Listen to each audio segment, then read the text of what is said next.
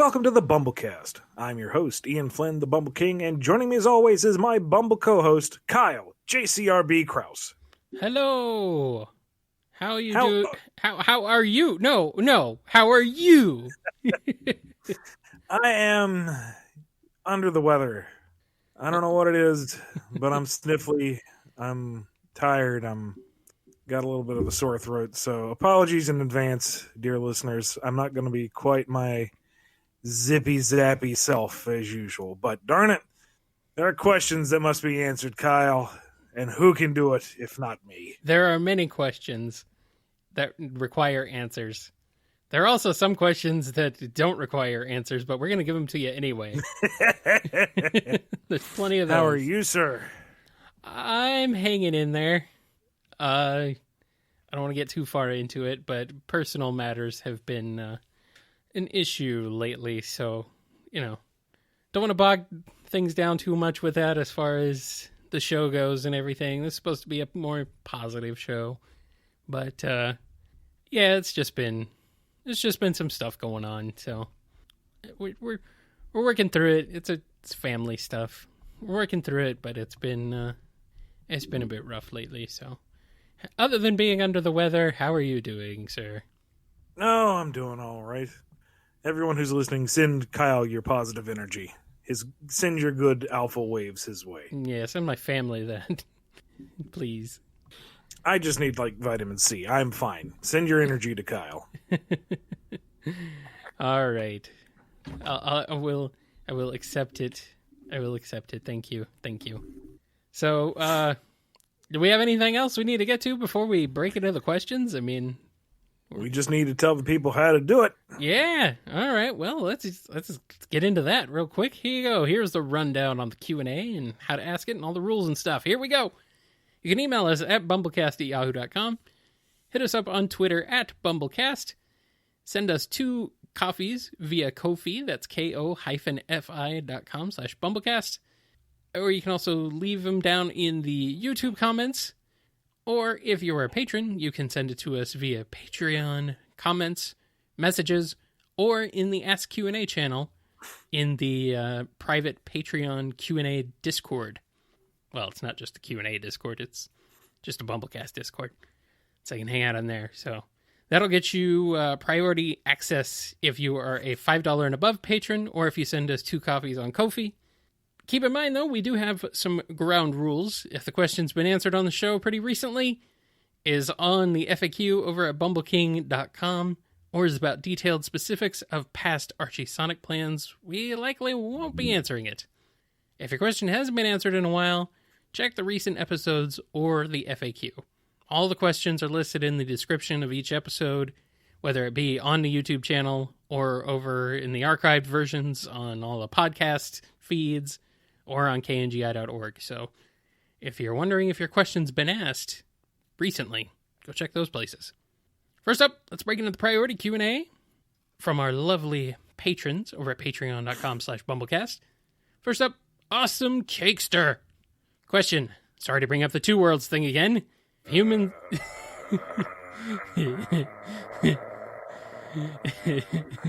it'll never go. It'll never live it down. But if humans live in one world and Sonic and the others live in Sonic's world, then technically speaking, and going off of what has been said about it, does that mean Eggman is from the human world? His grandfather and Maria would be from that world too, which would also mean Shadow is also from the human world as well. Sorry to bring this up again. Love your world. AwesomeCakester, you are accurate as far as I know. Cakester. AwesomeCakester. Does that mean you make cakes, or do you just like cakes? Because, I like cakes. Next up, Noni has a question. So I've been thinking, a dangerous pastime, I know. Hey, I got that reference. If Zeti can control anything that has an electrical current running through them, could one of them hypothetically hijack Shadow's shoes? Or do they just turn off when he's not walking, and it could only work if he's skating around?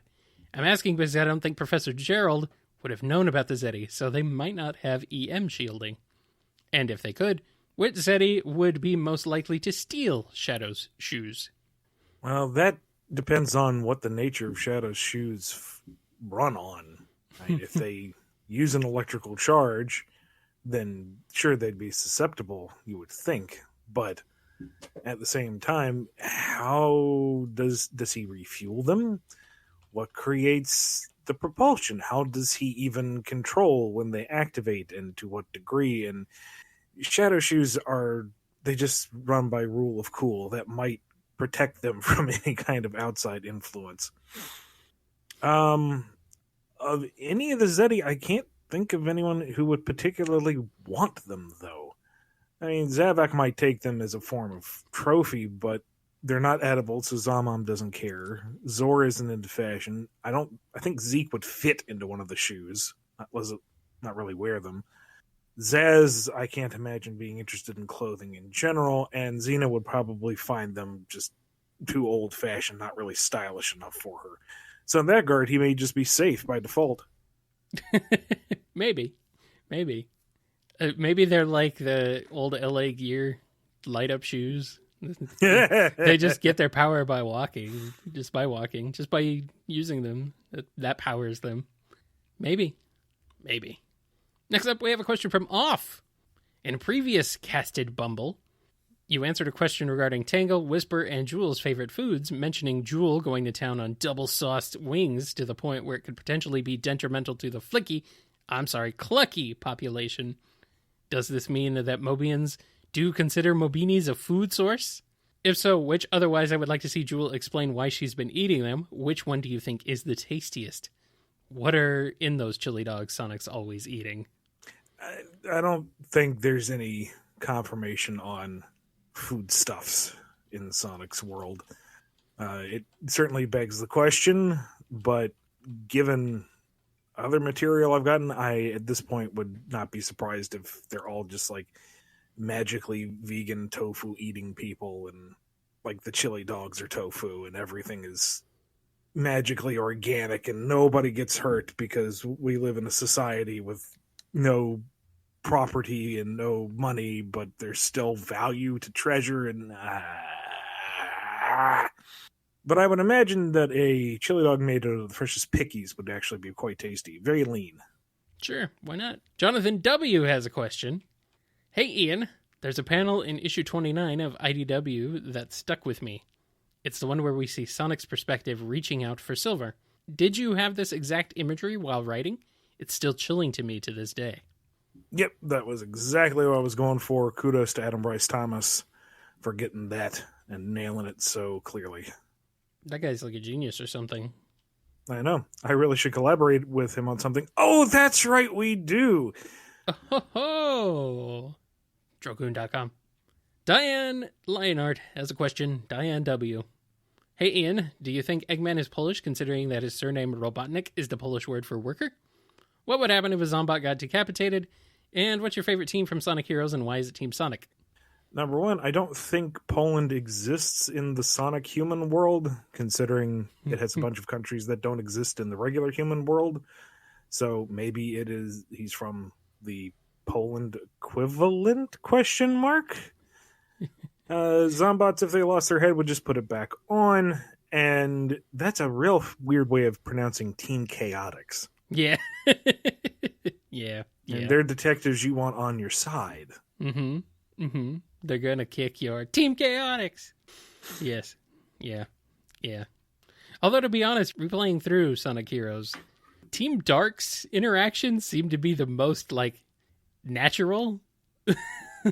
Weirdly enough. I don't know if the writing is necessarily better for them, but it just seems like, I don't know. They seem to be kind of the most intriguing team, but they have a fun dynamic. Yeah, but I still love Chaotix. I mean, you can't not love Chaotix. They also have the best theme song. They do. Yes, they do. Next up, we got a question from Digamma F. Wow. Hey, Ian, what would you personally say some of your biggest mistakes and regrets with regards to writing Sonic are? Specifically, stuff that can be squarely blamed on you. No, this thing didn't turn out right because of outside forces like Archie editorial or Sega mandates making me compromise what I was going for, and the result wasn't that good. But yeah, my bad. I screwed the pooch there on my own accord. Other than what you did with Charmy pre-reboot. Everyone knows what you did with Charmy pre-reboot. Your mom knows about what you did with Charmy pre-reboot. Your daughter knows about what you did with Charmy pre-reboot. I didn't even know I had a daughter, Ian. That's news to me. The little man in your shoe knows what you did with Charmy pre-reboot. On a related note, were there any ideas you had that editorial or Sega said no to that in retrospect you're like, oh, thank goodness they stopped me? What was I thinking with that idea? It's kind of hard to say since comics are by their nature a collaborative project. Anything that you saw printed wasn't just purely me. It had to go through various stages of editorial and licensor approval. So there was feedback and some back and forth. And it's been so long, to be honest, some of that is muddy in my memory. We've touched on it on the past that some stuff I don't feel like is my strongest. Worlds Unite, I think, would have been a little better if I had just let go of the project. If I had let it be more editorial driven than trying to maintain as much control as I did. That's debatable. Mm-hmm. And I can't immediately think of anything that I did that I can just straight up say, yeah, that was mea culpa. That was just bad. Because it can't be taken I can't look at it completely in a vacuum. Because at the time, I would have thought it was a good idea. Or the best idea I could come up with at the time. And looking back at some folks and their kind of retrospectives well after the fact, pointing out things within the context of where we are today or such, it's like, that's not where my mind was at the time. That's not where the collective consciousness was necessarily. And, it may be that it was the best I could do with stuff that I can't get into. So this sounds like another deflection, which I'm very aware of, but I can't really think of anything distinctly bad or a misfire that I can't at least say, well, here was the thinking behind it, and I don't have a better alternative. If somebody remembers a continuity boo-boo or something where I tripped and fell on my face, leave it in the comments and say, hey, Ian, remember how you bungled this? And then I can go, oh, yeah. Thanks.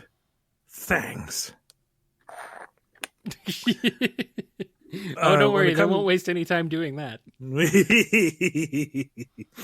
It's the favorite pastime of some folks. Uh-huh. As for being thankful that editorial or somebody stepped in and stopped me, quite the opposite. Like we touched on before, Iron Dominion was not supposed to happen. Right. Iron Dominion was a goof. I threw that in for a laugh, and that got editorial approved, and then Sega approved, and it's like, why?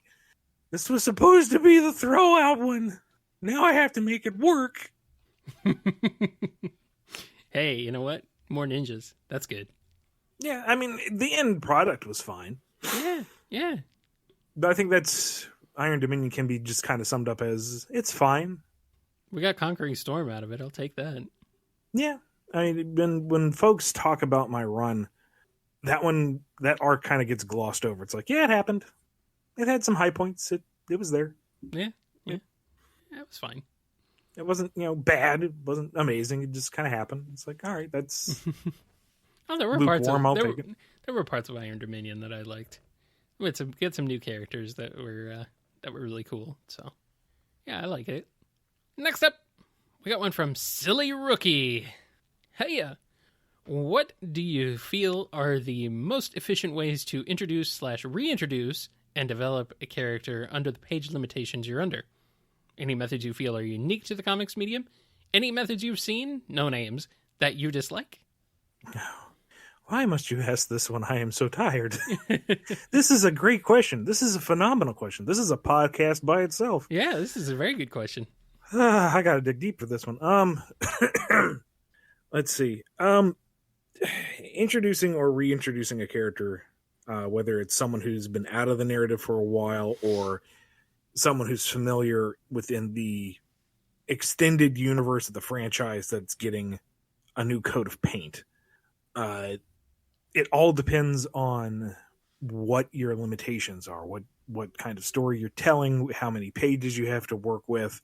Is this a mini series, a one-off? Is this an ongoing so that you have time to expand upon it? There's a million different factors.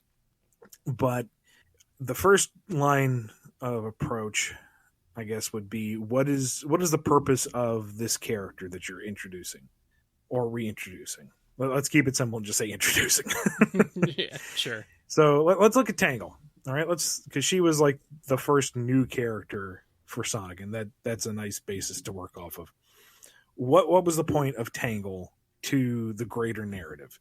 And it was to add a like zero baggage, high energy female companion to the Sonic crew. How do you do that without her falling into the trap of so many fan characters that have come before? And so with the way I approached it was you set it in a fairly neutral scenario, an Eggman invasion. That is a big action piece. It's a clear good guy versus bad guy thing. You don't have to work too hard to understand the stakes. Sure. You have Sonic introduced as the protagonist. He is the anchor for the reader. The reader should know who Sonic is, what his abilities are, what his attitude is. And his interactions with everything else are the lens through which the reader will experience both the conflict and the new character. And then with Tangle's introduction, how does she react to Sonic, but how does Sonic react to her? Does he find her annoying? Does he find her entertaining? How is his perception of her going to affect their immediate relationship? Because that's going to affect how the reader is going to see it. And since we had no idea if this was going to take off at all, like, is Sonic going to last a whole year? Is it going to be flash in the pan? Is Tangle going to be well received? Or is everyone just going to roll their eyes and say, please, no more of this? So it was very much in a kind of let's take it an issue at a time sort of thing. So we didn't get too in-depth with the character. We just got the basics. Her personality, her moveset, and in general, a brief overview of her worldview, and that she's completely new to this world of adventure that Sonic is quite familiar with. And it's especially highlighted when you have Blaze show up, because Tangle becomes this window for new readers who have no idea what's going on with a pyrokinetic alternate reality princess. So by explaining to Tangle what's going on, you can easily explain to the reader without it feeling too forced an exposition. And then when you have Blaze reintroduced in that way, you have these two familiar characters and you have this new character. Their dynamic will kind of shape how this new character is looked at and whether or not you're going to do anything more with them. Like, if Tangle had been poorly received, then we would have never returned to Spiral Hill. And it would have been fine. They saved the town. That weird, spunky, stretchy thing was there. And we're not going to speak of it anymore. And we move on. But she was extremely well received. And we had laid enough foundation there that we could build off of it. Yeah. So the method, I guess, or a method, I should say, is look at the purpose of your character in relationship to your main protagonist and your overall story. And how can they best serve this one moment in time, this singular chapter? And if there's more to it, you build from there. If it's a one-shot, then that's all you really need to worry about. But it's what are you doing? What is the purpose of this character, and how can they achieve it within their story? Nice. Next up, we got one from Scurvy Pirate Hog. So, since it's confirmed by Sega that Eggman Nega is Eggman's descendant, this confirms that at some point Eggman will have kids. So, who the heck is the mother? Elise? Wendy Naugus? Someone really desperate? Who? Eggman is a man of science. Do you think he would be restrained by simple biological processes? He has machines, man. Machines that can do wondrous and horrible things. Yeah, pretty much. Yes. You can make test tube babies. Why not? Of course, if that one mistranslated hero's profile anything to go by, he might be a womanizer, so there could be any number of avenues. I don't know. It's not really something I want to dwell on, because that is not a mental image that I want ever. Was he a womanizer or a feminist? I thought it said feminist. Well, that's the thing. Apparently it was translated feminist, but that's like the exact opposite of what the actual Japanese was. Oh. Huh. Well, I mean, why not? Why not be a feminist? He'd be an equal opportunity. He's equal opportunity, you know? He hates everyone equally. Exactly. So, yeah, of course he's a feminist. That's what it means. He's the kind of guy that you can't put on trial because there is no jury of his peers. He is peerless. Exactly. Next up, Hedgewolf 23. If the Freedom Fighters are able to appear in the new comics, who would not show up? I don't know. What do you mean who wouldn't show up? Like, why wouldn't anybody show up? By Valve. Are you sending the roster to like the secondary and tertiary string stuff like, I don't know, Dulcie and Griff and Airy and stuff? I don't know, man. I don't know. I don't know. By Valve would not show up. By Valve is everywhere. By Valve is everything. Stare too long into the mirror and you see the By Valve in you. No. You live long enough to become the By Valve. Don't do that. Starline's fanboy has a question. We got Zavok fanboy. We got Zavok Sims. We got Starline fanboys. They're everywhere. People seem to really like these villains. I don't know if that says something about them, Ian. They just know a good villain when they see it. Nothing wrong with enjoying the bad guy. I suppose. In fiction. In fiction. Well, some people like the bad guy in real life too, but yes, and we're not going to get into that. No. That'd be a very different podcast. Yes. They want to know. For Tangle and Whisper, we got character cards that gave us basic information about the new characters, including their ages.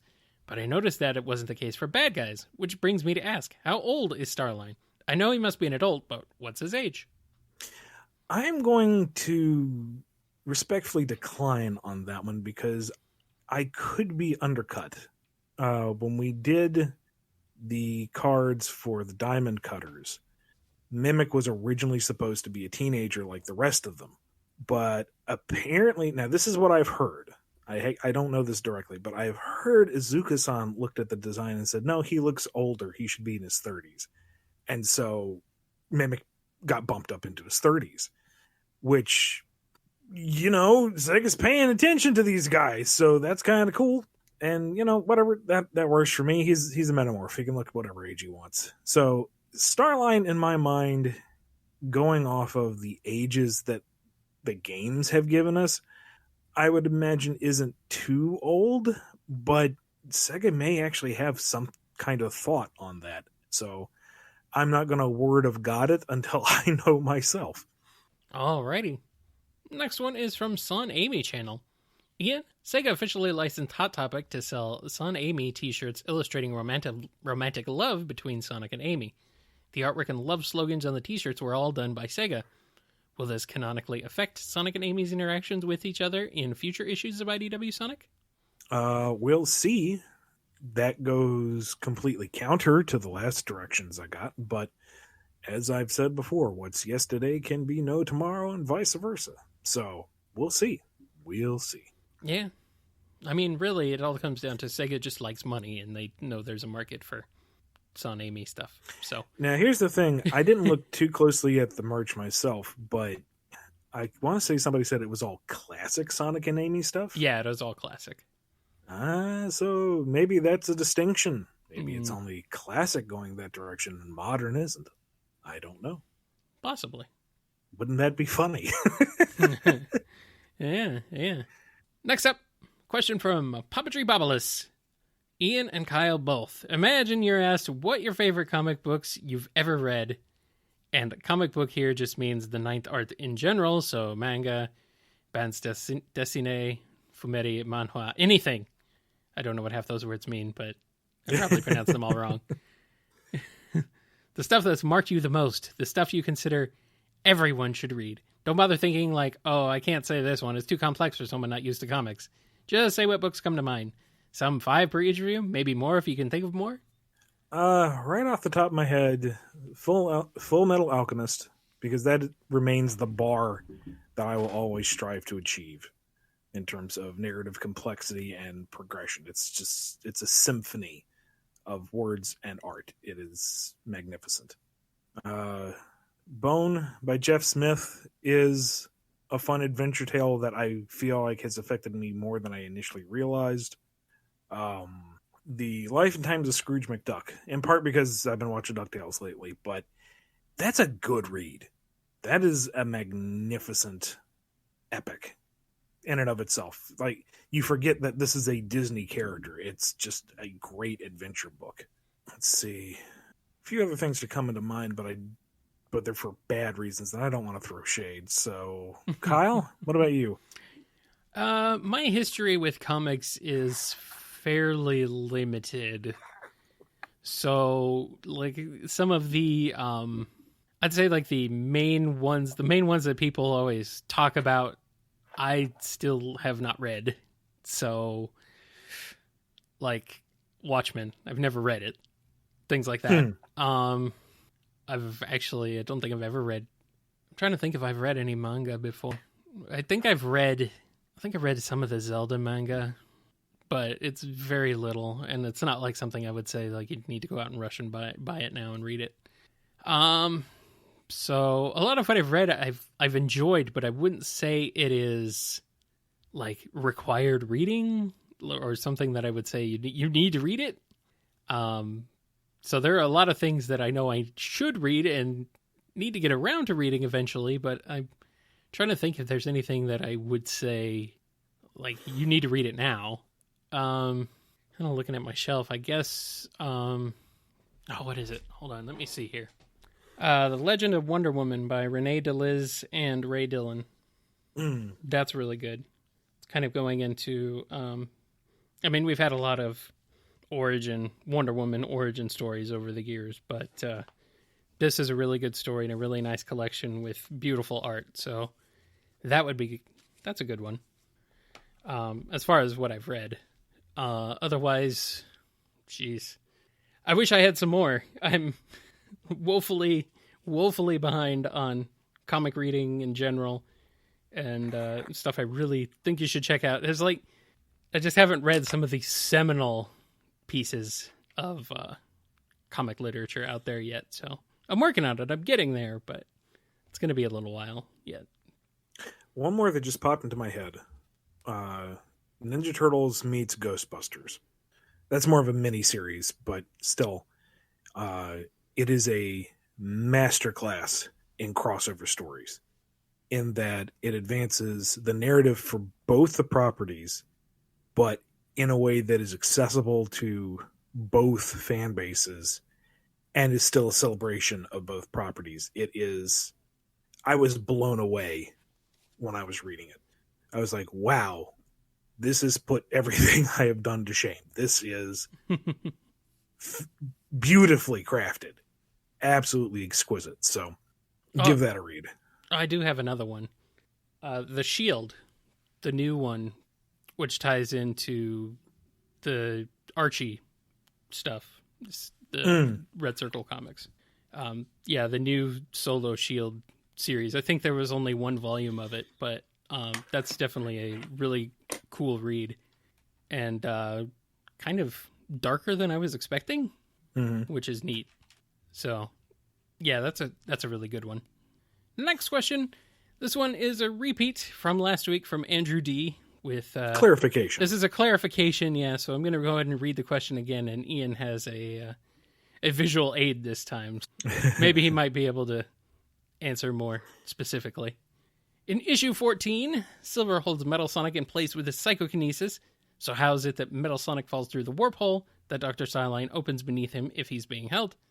The only thing I can think of is that Silver's psychokinetic hold acted more like pushing Metal Sonic downward, but that wouldn't seem to line up with what we've seen of his psychokinesis before. Looking at the page, the I don't know, man. Call it an art error. Say that the warp portal pulled Metal Sonic down. I don't know. Silver looks kind of surprised that it happened. That's all I can really say in the panel. I mean, it's Metal's kind of being held in the air, so you're assuming that Silver is, levitating him on top of everything else, but maybe by opening up the portal, it creates enough of a vacuum that the airflow sucks him down. I don't know. Don't think about it too hard, I guess, is the answer. And next up, our last priority question this week comes to us from Blue Title Gamer. Since IDW's newest character, Belle, is Evan Stanley's idea, did you have any sort of small creative involvement with the creation of the character, or is it all Evan? If so, how do you feel about her so far? I personally can't wait to see more of Belle, as she is one of the most unique characters we've had yet. Belle is all Evan. 100%. I think she's fun. I'm absolutely terrified of getting my hands on her because I want to make sure I do it right. I want to do right by Evan. Mm-hmm. Yeah, it's one thing to create your own character and put it out there and hope that people like it. It's another thing to take a character that people have enjoyed so much and try to do it right. So I've been doing Sonic stuff for so long. I know these guys. That's no problem. But Belle is new. I must learn the ways of Belle. I must Belle correctly. You must Belle. You must Belle. Blue Title Gamer has a question for you, Kyle. Boy, here we go. Do it. What are your personal thoughts on the recently released PS5 and new Xbox consoles? Do any of them look like something worth looking into later on in the future when more games are out? Or is it PC all the way? They're PCs, basically, so whatever. At this point, they literally are just glorified PCs in fancy cases. They're literally running on AMD PC hardware. They're customized PC hardware, but still PC hardware. So, yeah, I mean, they're just fancy PCs. So, doesn't really matter, actually. Yeah, I don't know how I'm not really all that interested in them, to be honest. And again, I wasn't really interested in the previous generations either, except for Switch. So, it's really all I can say. I guess they might be worth looking into if, say, you are someone who likes the Xbox Game Pass, which is also available on PC, but there's a lot of games that aren't on PC that you can only get on console. So that might be a good way to get more for your money if you're a subscriber to that. And I've been actually subscribed pretty recently, and I quite like the service.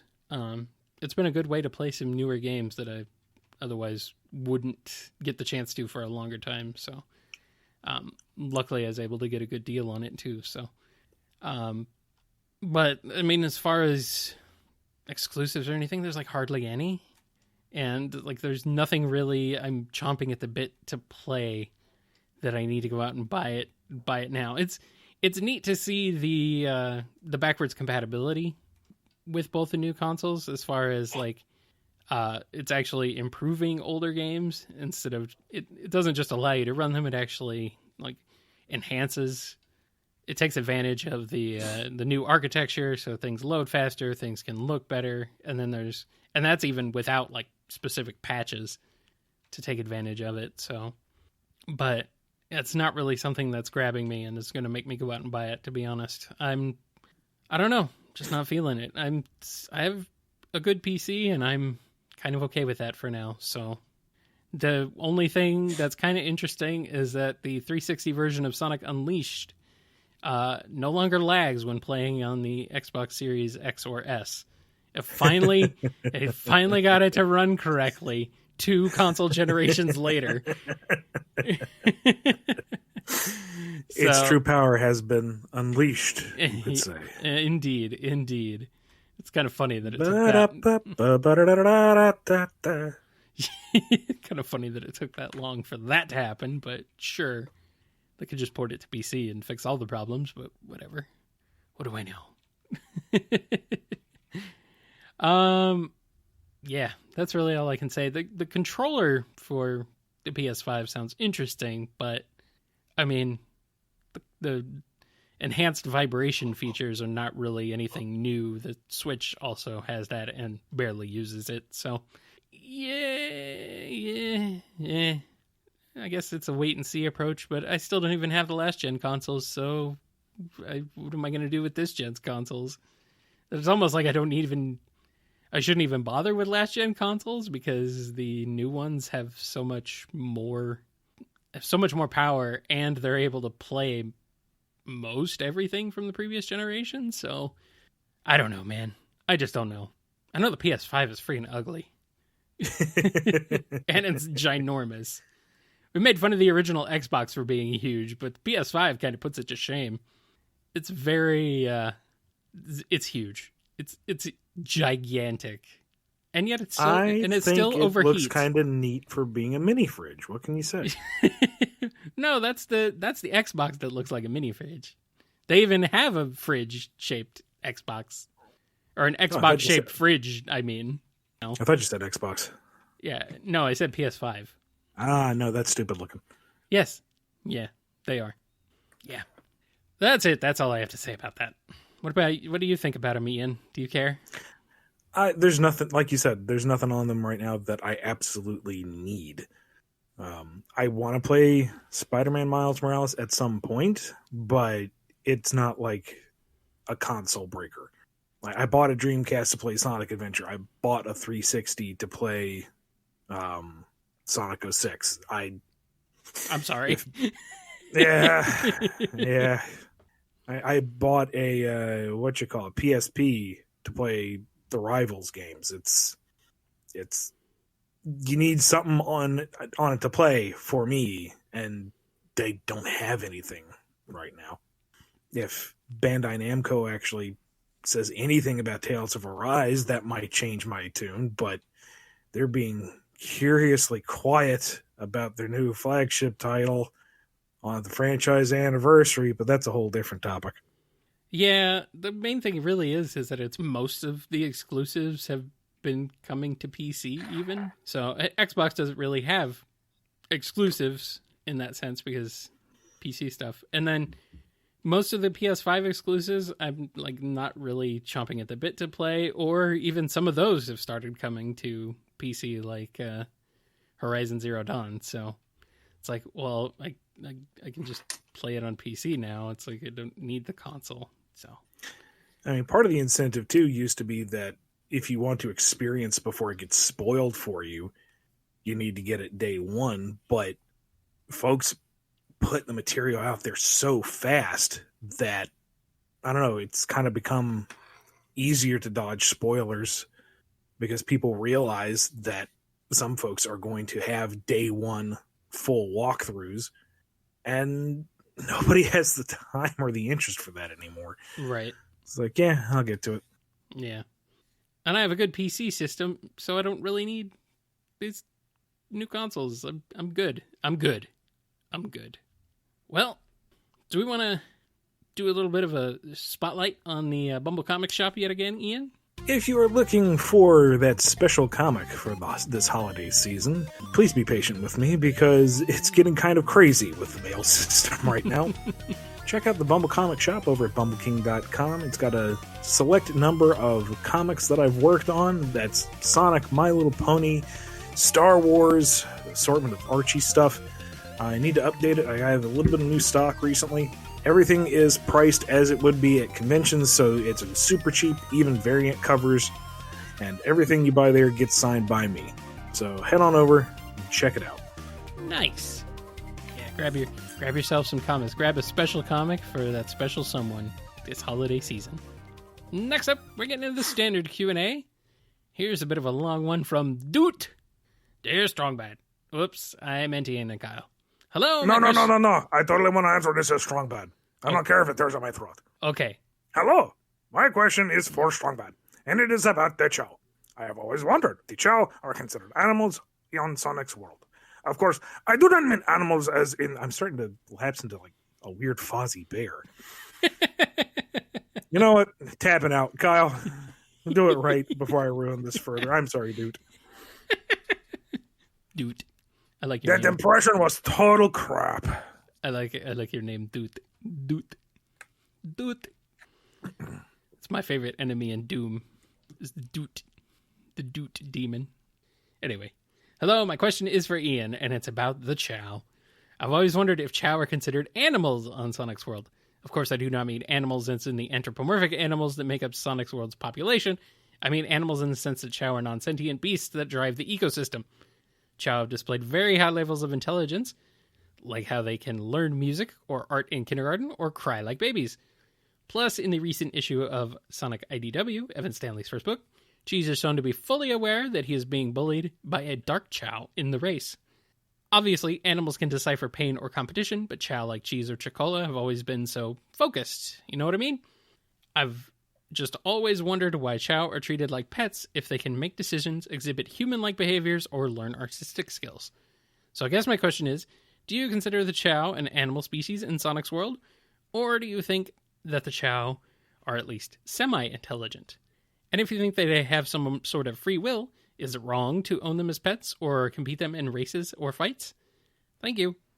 This is Kyle speaking. I want to say that I wonder what Chows taste like. Looping back on the previous question from earlier. I imagine to be very mild. Kind of depends on if they're neutral, hero, or dark. But I imagine their consistency is like a very firm pudding or jello. Weird. Interesting. Anyway, what are your thoughts on the question again? I think it's a tricky subject, but I think the Chow are kind of in a middle range. That they're more than animals for sure, but they're not full sapient beings, or not to the same degree that the others are. So I would liken it more to something like Middle Earth or Dungeons and Dragons, where certain races are treated as, man, this is a loaded word, subhuman. And this is where it gets really dark really fast, and it's really hard to address it without sounding like a complete creeper. So I'm going to do my best here. But like your standard build for an orc, let's say, is that they are capable of thought. They're capable of crude crafting, but they're not supposed to have the same mental faculties as, say, your humans or dwarves or elves or drow or whatever. So they are clearly humanoid.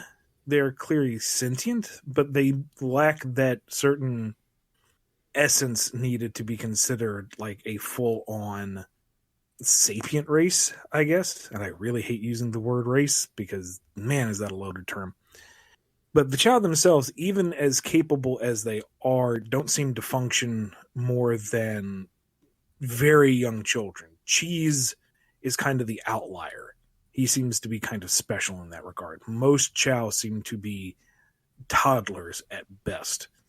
So now this seems to function in an ecosystem where there are no predatory animals that we can tell. So that might be why they survive. Or Chow seem to stick to Chow gardens, which are very protected climes. So they may not need to worry about predation, and therefore they can remain young and innocent in their mindsets. It could also be that we're thinking way too hard out of what's meant to be just flexing on a new AI system. Look how neat this thing is. But that's not what you're asking. That's not been my job for the past 15 years. It's making this make sense. So I see them as more than animal, but less than sapient. I can't really draw a real world parallel. You have, your greater apes, your chimpanzees, your bonobos and such that have the mental acuity of, a 3-year-old child, but we don't really treat them like pets. We still treat them as animals. Even those who are trained and reared by people and are treated affectionately by those people, I still think that they're viewed as animals first. Very intelligent, very capable animals, but still animals all the same.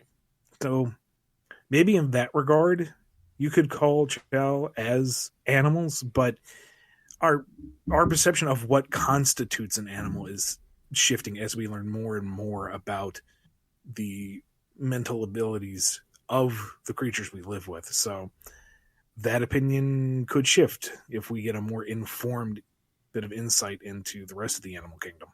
Right. And then Sonic's whole thing, everyone's an animal, just about, that kind of throws a wrench into the works too. Yeah. Yeah. Next up, Chaotic Canine with a question is here with a question. Hello, Ian. I've been wanting to thank you for all those great moments with Cream throughout the Metal Virus saga. It was what the character needed after being denied from Forces and Team Sonic Racing, and overall being snubbed by Sega. Though I can't help but be curious why you gave Cream a prominent role in the Metal Virus saga aside from story purposes. Was it to compensate for her absences in those two games and other media? Was it more to give her a portrayal to try and improve her standing within the franchise or fanbase? In light of other characterizations praising Cream's heroism and potential? Or could it have been in response to those criticisms of Cream back in the Archie comics? Of which I would like to heavily apologize for being one of those very few overly vocal fans during the Archie days. I'm glad you've been enjoying it, Chaotic. No, her involvement was story-wise. There really wasn't any greater purpose other than we didn't get to use her in Season 1, so here she is in Season 2. And in a zombie apocalypse, the sweet, innocent child is a wonderful vector. Not the crocodile. Is a wonderful vehicle for trauma and sorrow. Next up, big Sonic fan Patrick is here with a question. Would you say that Tangle and Whisper's gal pal friendship would make them the Laverne and Shirley of the Sonic universe? If so, would that make Rough and Tumble essentially bad guy versions of Lenny and Squiggy to the Sonic universe? Asking because I literally just saw a rerun of Laverne and Shirley hanging out with Lenny and Squiggy. I'm sorry, Patrick. I know nothing about Laverne and Shirley. They drive off a cliff. I'm pretty sure that's Thelma and Louise. Oh, wait. You're right. Yeah, never mind. You're right. Well, I don't know. Laverne and Shirley might have done that too. I don't know. Maybe they just all drive off cliffs. Wow. Well, if anyone's looking for the dark reboot of Laverne and Shirley, there you go. I tried Googling this to, at least have a funny response, but it's like, oh, wow, I need to research this a whole lot, and I don't have the time or energy. So, man, sorry, Patrick. I haven't really watched Laverne and Shirley since I was a kid. I've no context. So, just to make you feel better, yes, you're exactly right. I really did think they drove off a cliff. That's Thelma and Louise, dude. Yeah, okay, yeah, you're right. Yeah, you're right. Oh, well. Or maybe the ending of Wayne's World, too. Yeah, maybe. Cassidy J is up next. What kind of creature is Null from Sonic Universe number 96? Or is Null actually the kind of alien he, she, or it is? Wait till Lost Hedgehog Tales. Uh-oh. Eduardo Q has a question. In Curse of the Pyramid, we see Eggman's pyramid being occupied by Mobians and using an egg golem to protect it. If it's the same pyramid from Sonic Adventure 2, how did it end up in Sonic's world? I know it's been said multiple times that there's basically no carrying or keeping things in continuity from Sega's part, but being able to at least have an explanation for these types of things was what brought me into the Sonic comics ever since the Archie reboot, the main one being the Mega Man crossover. I didn't write that one. Smut bomb. I just say that Eggman transplanted it if it's not the same pyramid. Yeah, that's a ticket. He got beat up by Sonic and blown up by him, but he still managed to put it back in there. Yeah, that'll work, sure. You're acting like there's only one pyramid in existence. You can have multiple pyramids. But do they all contain the same ancient golem? Well, I mean, if you're Eggman, you just build a robot that looks like that same ancient golem. It's really all that could be it too. It's really all that matters.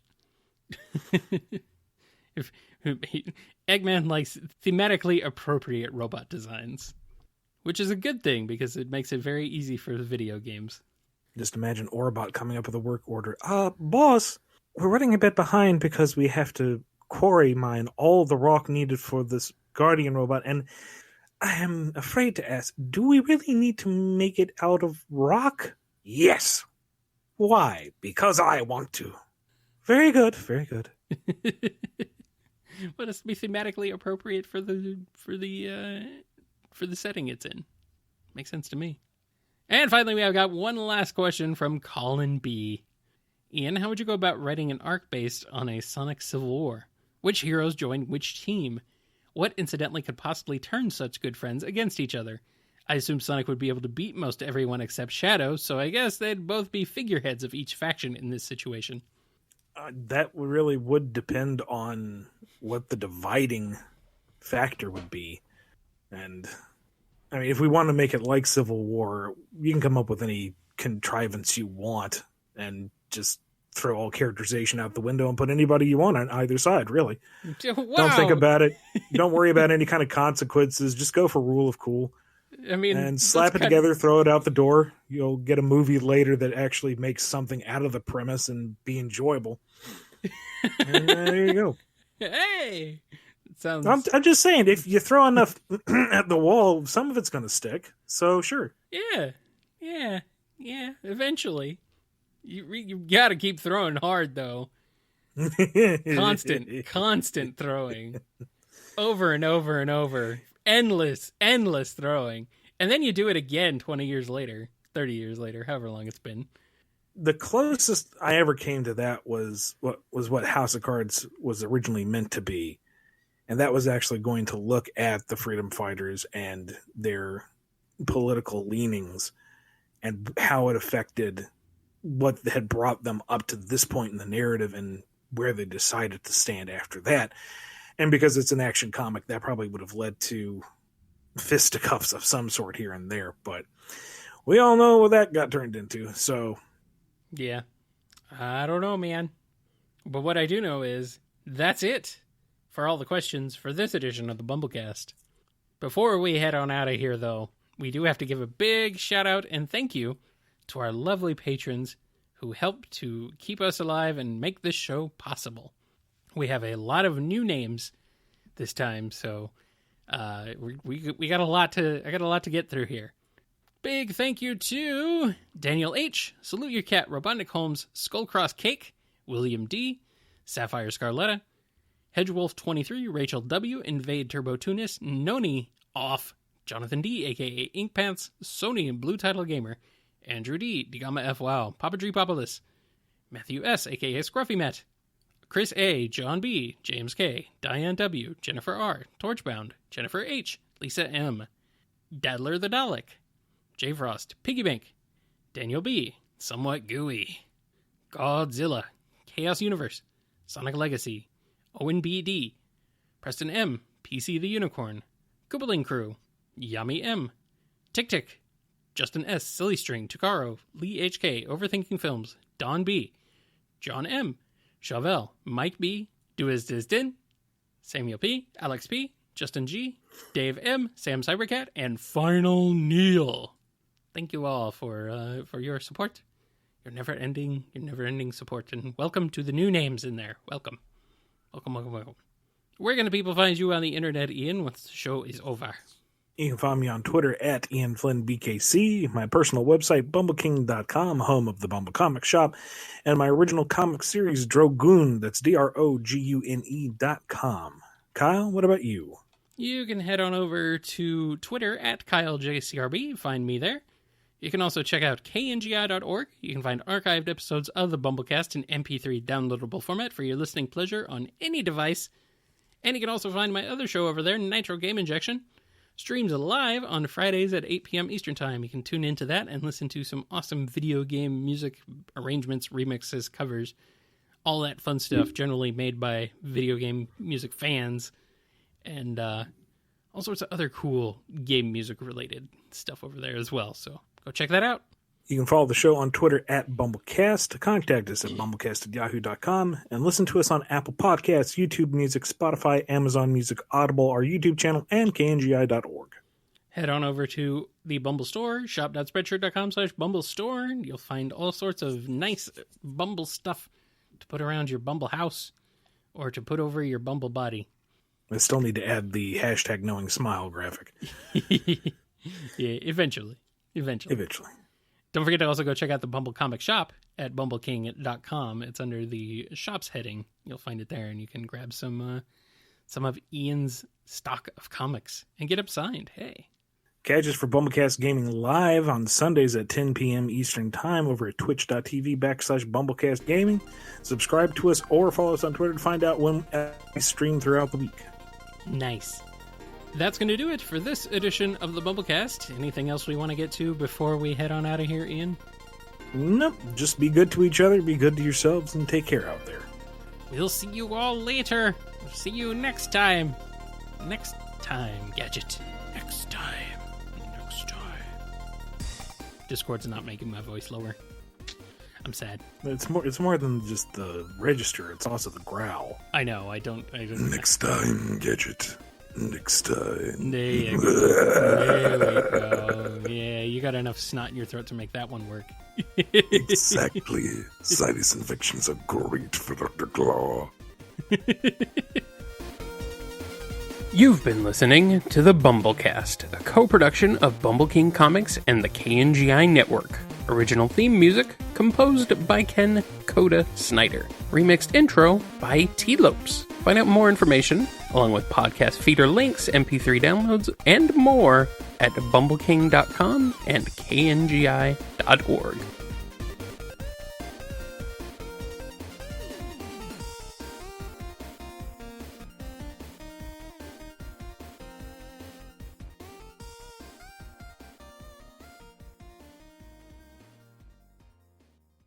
And we've got a big show this time, so... Oh no! It's happening again. The robot? No! The deep voice slowdown. Oh, for pity's sake. Oh, wow. Literally, you said one sentence, it was fine. Then you said another sentence, and you were... and you were deep voiced all of a sudden.